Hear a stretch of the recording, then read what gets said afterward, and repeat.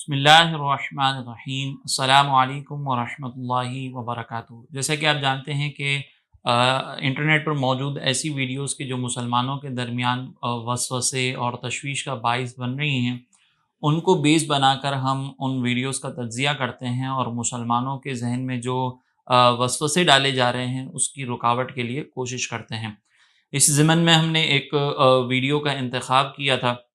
جس کے اوپر ہم نے پچھلے پارٹ کے اندر بھی کچھ گفتگو کی تھی، اور اس میں ہم نے یہ بات ذکر کی تھی کہ مذہب جو ہے وہ کسی کا پرسنل میٹر نہیں ہے، بلکہ مذہب جو ہے وہ ایک بنیادی طور پر ہمارے لیے ایک سسٹم ہے، خصوصاً اگر ہم دین اسلام کی بات کریں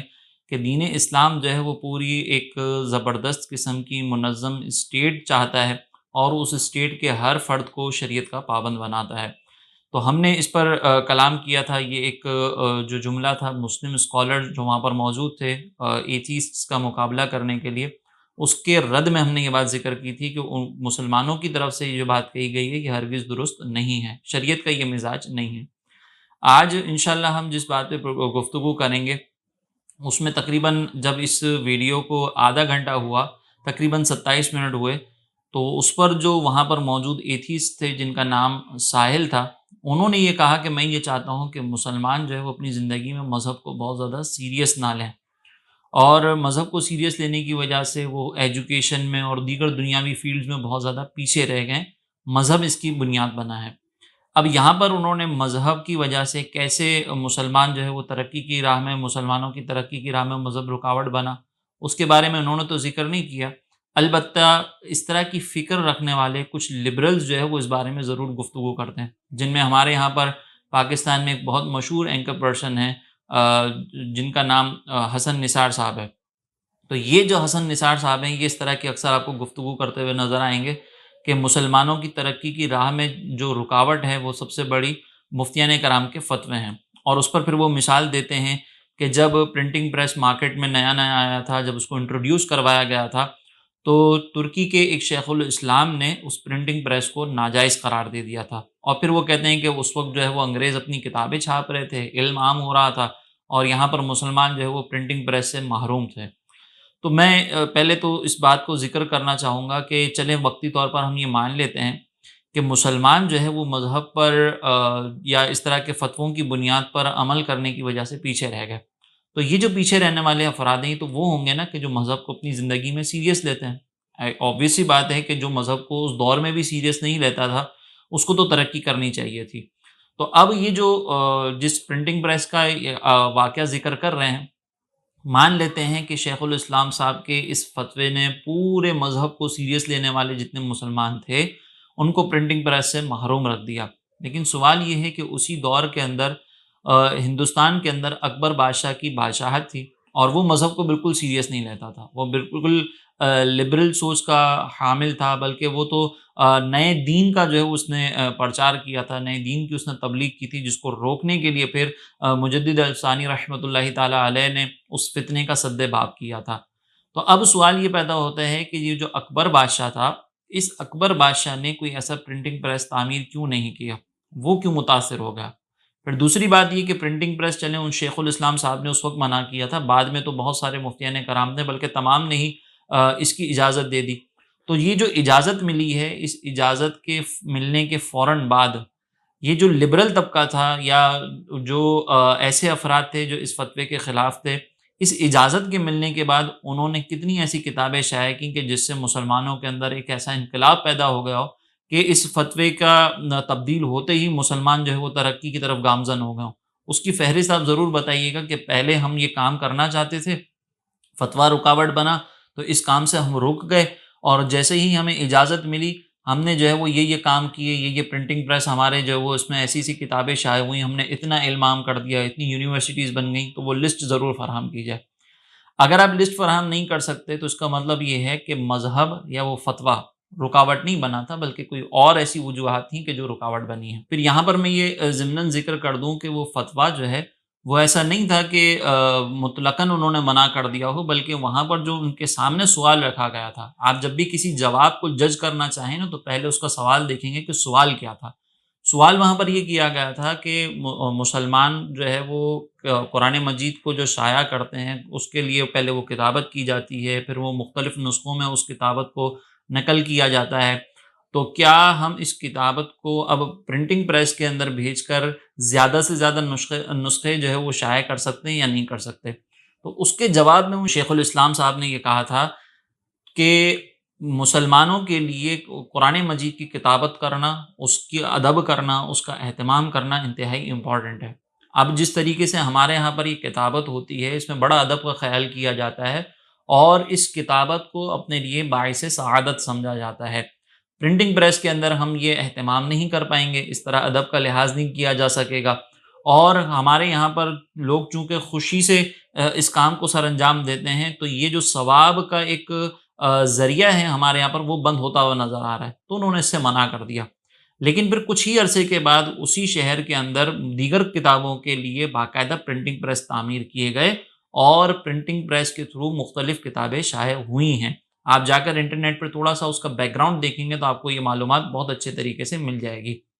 لیکن بہرحال اگر یہ فتویٰ جو ہے وہ رکاوٹ بنا تھا تو وہ یہ صرف مذہبی لوگوں کے لیے رکاوٹ بنا تھا۔ لبرل لوگوں کے لیے پھر بھی ہمارا یہ سوال ہے کہ آپ بتائیں کہ یہ پرنٹنگ پریس کے فتوے کو آپ نے نہیں مانا تھا، تو یہ پرنٹنگ پریس کے فتوے کی وجہ سے آپ کیوں مسلمانوں کے درمیان ترقی نہ کر سکے؟ آپ کیوں مسلمانوں کے لیے کوئی ایسا کام نہ کر سکے کہ مسلمان عروج حاصل کرتے اور انگریزوں پر غالب آ جاتے؟ تو یہ ایک سوال ہے جس کا جواب آپ نے ہر لبرل سے پوچھنا ہے، اور جو لبرل سن رہے ہیں ان کو اس کا جواب دینا ضروری ہوتا ہے۔ دوسری بات یہ کہ ہمارے یہاں پر بعض لوگ جو مسلمان ہیں وہ اس طرح کی چیزوں سے بہت متاثر ہوتے ہیں اور کہتے ہیں کہ ہاں یار بالکل صحیح بات ہے کہ پہلے ایک چیز ناجائز ہوتی ہے، پھر بعد میں اس کے جواز کا حکم مل جاتا ہے، جب جواز کا حکم ملتا ہے تو ہم جو ہے وہ بہت پیچھے رہ چکے ہوتے ہیں، ہم اس کو حاصل نہیں کر پاتے اور ترقی نہیں ہو پاتی۔ تو یہاں پر میری اپنے تمام مسلمان بھائی بہنوں سے گزارش ہے کہ اس طرح کے وسوسوں میں مبتلا ہونے کی قطعاً ضرورت نہیں ہے۔ وجہ اس کی یہ ہے کہ اولاً تو ہم نے اپنی دنیاوی زندگی کا مقصد سمجھنا ہے۔ ہمیں یہ دنیاوی زندگی اس لیے نہیں ملی کہ ہم جو ہے وہ صرف دنیاوی بھاگ دوڑ میں ہی آگے بڑھنے کی کوشش کریں، بلکہ ہمیں یہ دنیاوی زندگی اس لیے ملی ہے کہ ہم اس دنیا میں اپنی آخرت کی تیاری کریں۔ ہمیں نبی کریم علیہ الصلوۃ والسلام نے یہ تعلیمات عطا فرمائی ہیں کہ دنیا میں ایسے زندگی گزارو جیسے مسافر ہوتا ہے۔ اب آپ ذرا لمحے بھر کے لیے غور کریں کہ مسافر جو ہے وہ جب اپنی منزل پر پہنچنے کی ارادے سے اپنے گھر سے نکلتا ہے، تو اس منزل پر پہنچنے کا جب اس کا ارادہ پختہ ہوتا ہے تو درمیان میں چاہے کتنی ہی خوبصورت مقامات آ رہے ہوں، مسافر ایک نظر ان کو دیکھتا تو ہے لیکن اسے یہ معلوم ہوتا ہے کہ یہ مقامات میری اصل منزل نہیں ہے، لہٰذا وہ ان مقامات کو دیکھنے کے بعد، ان سے متاثر ہونے کے بعد بھی وہاں پر مستقل اپنا ٹھکانہ نہیں بناتا بلکہ اپنی منزل کی طرف سفر کرتا ہے۔ تو اس کا مطلب یہ درمیان میں ہمارے سامنے یہ چیزیں آتی ہیں جس کو دیکھ کر ہم یہ کہتے ہیں کہ یہ چیزیں جو ہے وہ ہماری دنیاوی ترقی کے لیے بہت زیادہ ضروری ہیں اور اس کو ہمیں اڈاپٹ کرنا چاہیے فوری طور پر، اور اگر ہم اس کو اڈاپٹ نہیں کریں گے تو دنیاوی دوڑ میں پیچھے رہ جائیں گے۔ ہو سکتا ہے کہ ہم دنیاوی دوڑ میں پیچھے رہ جائیں، لیکن اگر آپ ان ناجائز چیزوں کو اڈاپٹ کریں گے تو ان ناجائز چیزوں کو اڈاپٹ کرنے کے بعد آپ کی جو منزل ہے اس سلسلے میں یہ رکاوٹ پیدا کریں گی۔ دوسری بات میں یہاں پر ایک اور چیز ذکر کروں کہ ہم کیوں یہ چاہتے ہیں کہ ہم صرف ناجائز طریقے سے ہی ترقی حاصل کریں؟ کیا بہت ساری ایسی چیزیں نہیں ہیں کہ جو جائز ہیں، جن کو باقاعدہ ہم اپنے استعمال میں لا سکتے ہیں، جو کام ہم باقاعدہ اختیار کر سکتے ہیں؟ ایسی بہت ساری سینکڑوں چیزیں جائز ہیں، لیکن ہم کیوں ناجائز چیز کے طور پر ہی ترقی حاصل کرنا چاہتے ہیں؟ جیسے مثال کے طور پر آج کے دور میں بہت سارے علماء جو ہے وہ کرپٹو کرنسی سے منع کرتے ہیں کہ ان کو اپنے تحفظات ہیں، شرعی اصولوں کی کچھ پابندی ہوتی ہے، اس کے اوپر بھی میں آج ذکر کرتا ہوں۔ تو ہم کیوں یہ چاہتے ہیں کہ ہم کرپٹو کے تھرو ہی کاروبار کر کے مال حاصل کریں؟ وجہ اس کی یہ کہ ہمارا ذہن یہ کہتا ہے کہ بھئی شارٹ کٹ طریقہ ہے، اس سے فوراً اختیار کر لو تاکہ ہم شارٹ کٹ طریقے سے جو ہے وہ مالدار ہو جائیں، بہت ہمارے پاس پیسہ ہو جائے۔ لیکن جو دیگر جائز ذرائع ہیں کہ جس میں اگر ہم محنت کریں تو اس میں محنت کرنے کے بعد ہم بہت اچھے طریقے سے نفع حاصل کر سکتے ہیں، لیکن وہاں پر محنت تھوڑی سی زیادہ کرنی پڑتی ہے۔ تو ہم نفسانی خواہشات کے تابع ہو کر ہم یہ چاہتے ہیں کہ بس یہ ناجائز کام جو ہے نا اس کی ہمیں اجازت مل جائے تو ہم ترقی کر لیں گے، جائز کام کی طرف ہم بڑھتے نہیں ہیں۔ تو اس میں قصور ہمارا ہے، شریعت کا نہیں ہے۔ ایسا نہیں ہے کہ ہماری ترقی کے سارے راستے شریعت نے روک دیے ہوں، سارے راستے جو ہے وہ فقہا نے روک دیے ہوں، اور ایک یہ ناجائز راستہ ہمارے پاس تھا کہ جو ہم اختیار کر کے آگے بڑھ سکتے تھے اور اس کو بھی منع کر دیا گیا، اس سے بھی روک دیا گیا تو اب مسلمان کیسے ترقی کریں؟ یہ مسلمانوں کی اپنی بعض اوقات سستی ہوتی ہے کہ وہ بہت سارے جائز ذرائع جو موجود ہوتے ہیں اس کو اختیار نہیں کرنا چاہتے، کیونکہ اس میں محنت درکار ہوتی ہے، لیکن یہ جو شارٹ کٹ طریقے ہوتے ہیں اس کو اپنانا چاہتے ہیں۔ پھر علماء پر اعتراض کرتے ہیں، جب ان کو جواز کے فتوے نہیں ملتے تو علماء پر تنقید کرنا شروع کر دیتے ہیں کہ یار ان کا تو مسئلہ ہی ہے، پہلے کسی چیز کو ناجائز کہتے ہیں، بعد میں دوسری چیز کو جائز بھی قرار دیتے ہیں، دیکھو نا پہلے ویڈیو نہیں بناتے تھے اور اب ویڈیو سے ہٹتے نہیں ہیں۔ تو یہ بات بھی ذہن میں رکھنے کی ضرورت ہے کہ علماء از خود کسی چیز کو ناجائز قرار نہیں دے سکتے، کیونکہ اللہ تبارک و تعالیٰ نے قرآن مجید میں یہ ارشاد فرمایا کہ خلق لکم ما فی الارض جمیعا، کہ جو کچھ زمین میں موجود ہے یہ تمہارے نفع کے لیے پیدا کیا گیا ہے۔ اب آپ ذرا غور کریں کہ یہ ساری چیزیں ہمارے نفع کے لیے پیدا کی گئی ہیں، اگر یہ ناجائز ہوتی تو پھر ہم ان چیزوں کو کیسے استعمال کرتے ہیں؟ اسی لیے علماء اپنی مرضی سے کسی بھی چیز کو ناجائز قرار نہیں دے سکتے، بلکہ علماء مختلف اصولوں کے پابند ہوتے ہیں، اور جب ان کو کوئی دلیل نظر آتی ہے تو اس دلیل کی بنیاد پر ہی کسی چیز کو ناجائز قرار دیتے ہیں۔ اور بعض اوقات ایسا ہوتا ہے کہ کوئی چیز ایسی ہوتی ہے کہ قرآن و حدیث میں اس پر براہ راست ممانعت موجود ہوتی ہے، لیکن اس کے مقابلے میں ہم جب اس جدید چیز کو دیکھتے ہیں تو یہ جدید چیز ایک جہت سے ہمیں ایسا محسوس ہوتا ہے کہ یہ اس ناجائز چیز کے ضمن میں ہی آ رہی ہے، اور ایک جہت سے دیکھتے ہیں تو وہ ایسا لگتا ہے کہ جائز چیزوں کے ضمن میں آنی چاہیے۔ تو وہاں پر پھر اجتہاد کرنا پڑتا ہے، وہاں پر پھر غور و تفکر کرنا پڑتا ہے، پھر ماحول کو، حالات کو دیکھ کر پھر علماء فتویٰ صادر کرتے ہیں، جیسے یہ ویڈیو کا مسئلہ ہے۔ اب آپ ذرا غور کریں کہ قرآن و حدیث کے اندر جس تصویر کی ممانعت ہے، یہ وہ تصویریں ہیں جو باقاعدہ پیپر پر پرنٹس ہوتی ہیں، یا پھر جو بت بنائے جاتے تھے، جو اس طرح کے معاملات ہوتے تھے، اس کی ممانعت موجود ہے۔ جیسے سرکار علیہ الصلوۃ والسلام نے پردے پر تصویروں کو دیکھا تو سیدہ عائشہ صدیقہ رضی اللہ تعالیٰ عنہا کو منع فرمایا کہ جس گھر میں یہ تصویریں ہوتی ہیں اس گھر میں فرشتے نہیں آتے۔ اب آپ ذرا غور کریں کہ وہ تصویریں جو ہے وہ پردے پر بنی ہوئی تھیں اور ہارڈ کاپی کے اندر تھیں، جیسے ہمارے یہاں پر پرنٹ آؤٹ اگر ہم نکال لیں تو وہ ہارڈ کاپی میں آ جاتی ہیں، لیکن ویڈیو یہ ڈیجیٹل تصاویر کی ترتیب سے مارز وجود میں آتی ہے۔ اسی لیے اب یہ ڈیجیٹل تصویریں ایک جہت سے دیکھا جائے تو چونکہ جس طریقے سے ہارڈ کاپی کے اندر جو ہے ایک تصویر، ایک شکل ثبت ہوتی ہے، ایک عکس جو ہے وہ ثبت ہوتا ہے، تو اس اعتبار سے یہ بھی سیو ہو جاتی ہے، یہ بھی محفوظ ہو جاتی ہے، تو ایسا محسوس ہوتا ہے کہ اس کو جو ہے اس تصویر کے ضمن میں آنا چاہیے۔ لیکن دوسری طرف ہم دیکھتے ہیں کہ آئینے کے اندر اگر کسی کا عکس نظر آ رہا ہو، مرر کے اندر کسی کا عکس نظر آ رہا ہو، تو اس کو شروع سے ہی جائز قرار دیا گیا ہے۔ پانی کے اندر اگر عکس نظر آتا ہے تو وہ چونکہ ریز کی شکل میں ہوتا ہے کہ وہ ریز آپس میں ٹکراتی ہیں، تو ایک انسان کا جو عکس ہے وہاں پر ہمیں نظر آتا ہے۔ اب اگر اس چیز کو بنیاد بنایا جائے تو ڈیجیٹل تصاویر جو ہوتی ہیں یہ بھی ریز کی فارم میں جو ہے وہ مارز وجود میں آتی ہیں اور ہماری اسکرین پر جو ہے وہ نمودار ہوتی ہیں۔ تو اب اس جہت سے دیکھیں تو ایسا محسوس ہوتا ہے کہ اس کو آئینے کی طرح جائز ہونا چاہیے تھا، جس طرح آئینے میں عکس نظر آتا ہے اس طرح یہاں پر بھی جو ہے وہ عکس نظر آتا ہے، تو وہ جب وہ جائز ہے تو یہ بھی جائز ہونا چاہیے۔ تو اب یہاں پر دو جہتیں ہو گئیں جس میں علماء کو اجتہاد کرنا تھا کہ ہم اسے تصویر کو وہ ممانعت والی جو صورت ہے اس کے ضمن میں رکھیں یا یہ جو جواز والی صورت ہے اس کے ضمن میں رکھیں۔ تو ابتدائی طور پر چونکہ تصویریں بہت زیادہ عام نہیں تھیں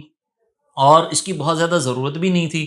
تو علماء نے احتیاطی طور پر اس کو منع فرمایا۔ تو آپ دیکھیں کہ یہاں پر جب اکثر علماء نے منع فرمایا تو اس وقت کچھ علماء ایسے بھی موجود تھے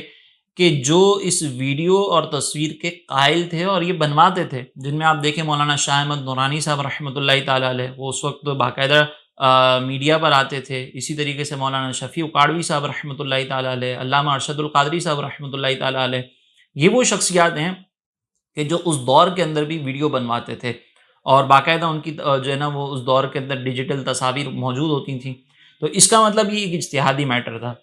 پھر جب دور گزرا اور دور کے ساتھ تصویریں بہت زیادہ، ڈیجیٹل تصویریں بہت زیادہ عام ہونے لگیں، ویڈیوز بہت زیادہ عام ہونے لگیں، اس کی ضرورت بھی محسوس کی جانے لگی، تو پھر علماء نے اپنا اجتہاد واپس دیا اور جو دوسری جہت تھی اس کو سامنے رکھ کر اس کی اجازت دے دی۔ تو اس کا مطلب یہ ہے کہ علماء پابند ہوتے ہیں کسی چیز کے، وہ کسی چیز کو ناجائز قرار دے رہے ہوتے ہیں تو ان کو پیچھے دلیل کی ضرورت ہوتی ہے، دلیل کی روشنی میں اگر ان کو کوئی چیز ناجائز لگتی ہے کہ یہ شرعی اصولوں سے ٹکرا رہی ہے تو وہ اس کو منع کر دیتے ہیں، اور اگر کوئی چیز ایسی ہوتی ہے کہ جو شرعی اصولوں سے ٹکرا نہیں رہی ہوتی اس کی اجازت دے دیتے ہیں۔ اور کچھ چیزیں ایسی ہوتی ہیں کہ جس کے اندر شبہ ہوتا ہے کہ آیا یہ اس اصول ناجائز دلیل کے تحت آ رہے ہیں یا یہ جائز دلیل کے تحت آ رہی ہے۔ اگر وہ ناجائز دلیل کے تحت آتی ہے تو علماء اس کی پھر ممنوع قرار دے دیتے ہیں اجتہاداً، اور پھر جب وقت گزرتا ہے اور محسوس ہوتا ہے کہ اب اس کی ضرورت ہمیں بہت زیادہ ہو رہی ہے اور اس کے بغیر اب گزارا نہیں ہو سکتا اور اس کو ہمیں جائز قرار ہی دینا پڑے گا، ورنہ بہت سارے مسلمان جو ہے وہ گناہگار ہوں گے ہمارے اجتہاد کی بنیاد پر، تو پھر وہ اپنا جو ایک اجتہاد تھا اس کو واپس لے کر دوسرے اجتہاد کو ترجیح دیتے ہوئے اس کی اجازت دے دیتے ہیں۔ اور یہ ایسا نہیں ہے کہ ہر چیز کے اندر اجازت علماء دے سکتے ہوں، بلکہ علماء پابند ہوتے ہیں۔ آپ دیکھیں گانے باجے بہت زیادہ عام ہیں، فلمیں ڈرامے بہت زیادہ عام ہیں، تو کیا علماء نے اس کی اجازت دے دی؟ ہرگز اجازت نہیں دی، بلکہ علماء کچھ اصولوں کے پابند ہوتے ہیں۔ لہٰذا اس چیز کو ضرور ذہن میں رکھا جائے کہ اگر انسان جو ہے وہ ترقی صرف اس وجہ سے نہیں کر پا رہا کہ مذہب پر وہ عمل کرتا ہے، تو یہ وسوسہ بھی غلط ہے، کیونکہ بہت سارے لوگ ایسے ہیں کہ جو مذہب پر عمل نہیں کرتے اور علماء کے فتووں کو اہمیت نہیں دیتے، شریعت کے احکامات کو اہمیت نہیں دیتے، پھر بھی وہ ترقی نہیں کر سکے اور انہوں نے کوئی ایسا کارنامہ سر انجام نہیں دیا کہ جس کو دیکھ کر ہم یہ کہیں کہ ہاں یہ چیز جو ہے وہ انہوں نے مذہب پر عمل نہیں کیا نا تو آج ان کو ترقی مل گئی، اگر مذہب پر عمل کرتے تو ترقی نہ مل سکتی۔ تو کوئی ایسا کارنامہ ابھی تک ہماری نظروں میں نہیں آیا کہ جس میں یہ کہا جا سکے کہ چونکہ ہم نے مذہب پر عمل نہیں کیا تو ہمیں ترقی مل گئی۔ دوسری چیز کہ اگر بالفرض کوئی فتویٰ ایسا ہے کہ جو ہمارے لیے دنیاوی اعتبار سے ترقی کی راہ میں رکاوٹ بن رہا ہے، تو وہ کوئی ایک ذریعہ ایسا ہوگا کہ جس سے ہم ترقی حاصل نہیں کر پا رہے، دوسرے بہت سارے ایسے ذرائع موجود ہیں کہ جو جائز بھی ہیں اور ان سے ترقی بھی کی جا سکتی ہے۔ اسی طریقے سے علماء جو ہے وہ کسی چیز کو اپنی مرضی سے ناجائز قرار نہیں دیتے، بلکہ وہ کچھ اصولوں کے پابند ہوتے ہیں۔ اب یہ جو دعویٰ ہے کہ مذہب ترقی کی راہ میں رکاوٹ بنتا ہے، اس دعوے پر مزید دلیل درکار ہوگی، اس دعوے کو مزید ثابت کرنے کے لیے آپ کو کوشش کرنی پڑے گی۔ ایسے ہی آپ صرف نہیں کہہ سکتے کہ مذہب ترقی کی راہ میں رکاوٹ بن جاتا ہے، دین ترقی کی راہ میں رکاوٹ بن جاتا ہے۔ ہم یہ ثابت کر سکتے ہیں کہ الحمدللہ مذہب پر عمل جو ہے وہ ترقیوں کا باعث بنتا ہے، مذہب پر عمل جو ہے وہ بہت سارے فوائد کو حاصل کرنے کا سبب بن سکتا ہے۔ لہٰذا ہمارے مسلمان بھائیوں سے ہماری گزارش ہے کہ اپنی صرف دنیاوی ترقی کو نہ دیکھیں، بلکہ اپنی اخروی ترقی کو ترجیح دیں، وہ ہمیشہ رہنے والی زندگی ہے اور اس طرح کے وسوسوں میں مبتلا ہونے کی ضرورت نہیں ہے۔ ابھی بھی اگر اس حوالے سے آپ کے ذہن میں کوئی وسوسہ ہو تو بالکل کمنٹس کے ذریعے آپ سوال پوچھ سکتے ہیں، انشاءاللہ پوری کوشش کی جائے گی کہ آپ کے اس سوال کا جواب آپ کو ضرور دیا جائے۔ اللہ تبارک و تعالی ہمیں تا دم زیست دین متین پر قائم رہنے کی توفیق عطا فرمائے، ہر قدم ہمیں شریعت کے مطابق اٹھانے کی توفیق عطا فرمائے اور ایسے وسوسوں سے اللہ تبارک و تعالی ہمیں ہمیشہ محفوظ فرمائے۔ آمین وما علینا الا البلاغ المبین۔